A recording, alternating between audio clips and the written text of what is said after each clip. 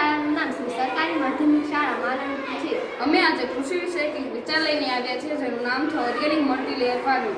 મારું નામ ઘાઘરી મીટર રાજેશભાઈ છે. મારું નામ મેરેજા કૃષ્ણજનકભાઈ છે. આજે અમે જે મોડલ વિચાર લઈને આવ્યા છીએ એમાં જેમ આપણે જોવા જઈએ વસ્તી વધારાના કારણે જમીન ઓછી થતી જાય છે અને ખેડૂતોને જો એક પાક નિષ્ફળ જાય તો ખેડૂતને ઘણું નુકસાન થતું હોય છે. તો આ ખેતી કરવાથી ખેડૂતોને નુકસાન પણ નથી થતું અને સતત આવક પણ ચાલુ રહે છે.